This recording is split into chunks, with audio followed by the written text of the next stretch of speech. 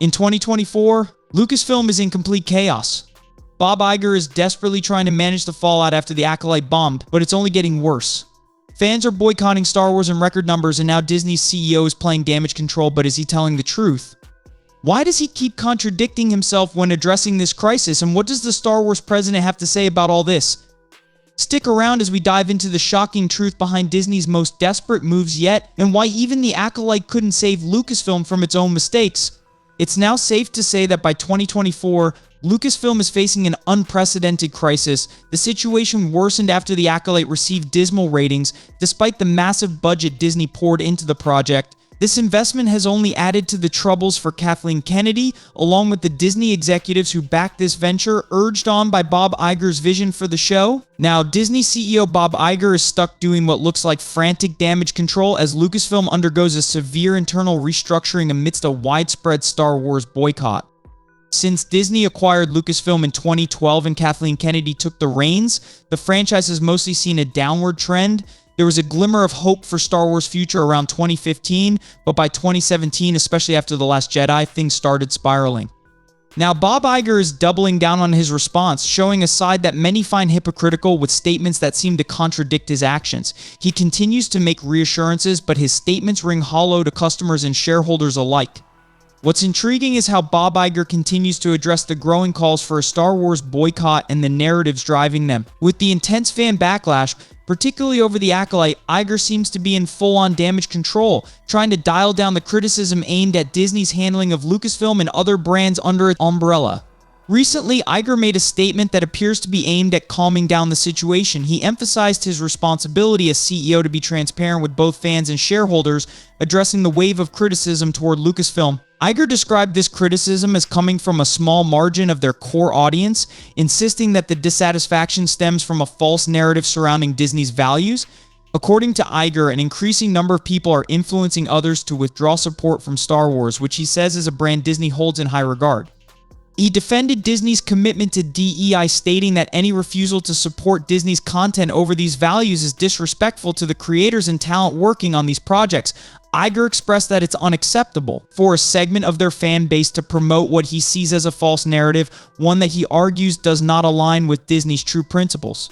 In his statement, Bob Iger emphasized once again that Disney does not participate in any culture wars or promote any particular agenda, especially at Lucasfilm, which, according to Iger, remains dedicated to George Lucas's original vision. He insists that certain individuals are spreading damaging narratives about Disney and Lucasfilm, but he encourages everyone to judge Disney by the quality of its productions, especially when it comes to a legacy as monumental as Star Wars. However, this call for viewers to let the products speak for themselves is a line Disney has used multiple times before, with Iger promising similar sentiments ahead of previous projects like The Acolyte and The Rise of Skywalker.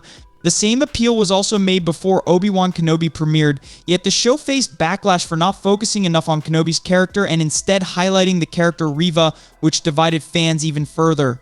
What's striking here is that a large vocal portion of Star Wars fans appears to be walking away from the franchise, showing reluctance to return despite Disney's ongoing efforts.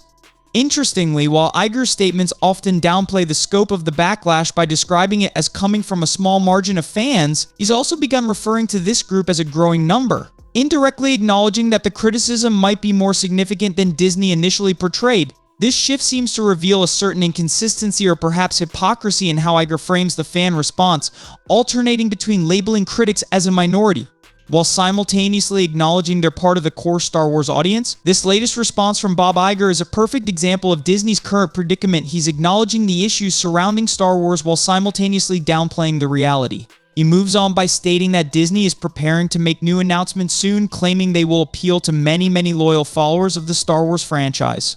He then reiterates Disney's commitment to diversity, equity, and inclusion initiatives across upcoming films and television projects, emphasizing that the company aims to provide opportunities for a broad array of talents and perspectives. But his words take an interesting turn when he finally refers to a large portion of Star Wars fans who he says have fallen into false narratives about Disney and its brand, causing a rift within the fanbase. It's hard not to notice Iger's shifting language. First, it's a small margin of critics. Then it's a large portion. It's almost as if he's struggling to land on a consistent explanation for the ongoing backlash, which only adds to the confusion surrounding Disney's position. Iger goes on to accuse critics of frequently using terms like agenda and ideology without, in his view, truly understanding what they mean. The reality, though, is that prioritizing DEI over quality storytelling, character development, and entertainment can be perceived as an agenda, regardless of how Iger frames it. When corporate strategies focus more on messaging than on delivering compelling narratives, that focus can become the agenda itself, especially for audiences who care deeply about the Star Wars universe and its storytelling legacy. Despite Iger's claims, many fans believe Disney has veered into cultural messaging territory, a stance that, to some, contradicts his assertions that Disney avoids culture wars altogether. Iger's statements seem to conflict with what audiences have observed, and for many fans, his repeated reassurances only reinforce the belief that Disney is in fact engaging in the very agendas he denies. Wrapping up this analysis, it's clear that Disney's approach in 2024 reflects a mix of occasional successes and repeated missteps. For instance, movies like Inside Out 2 and the Deadpool-Wolverine crossover have seen substantial box office success. In both cases, these films found their footing by focusing on solid storytelling rather than leaning heavily into Disney's usual cultural messaging. With Inside Out 2, Disney adjusted its approach, scaling back on overt agendas, which ultimately drew audiences in by emphasizing character-driven, relatable themes. Meanwhile, Deadpool and Wolverine emerged as a successful collaboration largely because of Ryan Reynolds and director Shawn Levy. Faced with creative ultimatums, Disney backed off, allowing Reynolds and Levy to create a film largely free from corporate interference. This freedom to sidestep the usual Disney messaging resonated with fans, proving that when Disney loosens its grip and lets creators focus on the story, the results are rewarding. What's puzzling, though, is that Disney hasn't truly capitalized on these lessons, even with some of these projects showing them the way forward. They seem caught in a loop whether they stumble or succeed. There's little sign that the company is evolving. Instead, they appear focused on appeasing influential shareholders like BlackRock, Vanguard, and State Street, who shape many of Disney's strategic decisions. This corporate agenda often comes at the expense of the storytelling that fans crave, revealing just how deeply these investment powerhouses influence the media landscape. In the end, Disney's struggle to balance business imperatives with creative storytelling has left many fans feeling disillusioned. As we look toward 2025, it's hard to say whether Disney will make lasting changes or continue prioritizing shareholder demands over fan loyalty. The conversation is far from over, so what do you think? Will Disney ever break free from this cycle, or is it doomed to repeat its mistakes? Let us know your thoughts in the comments below. If you enjoyed this breakdown, be sure to like the video, subscribe to Movie Saga, and hit the bell icon to stay up to date on all our latest content. Thanks for watching, and we'll see you in the next video.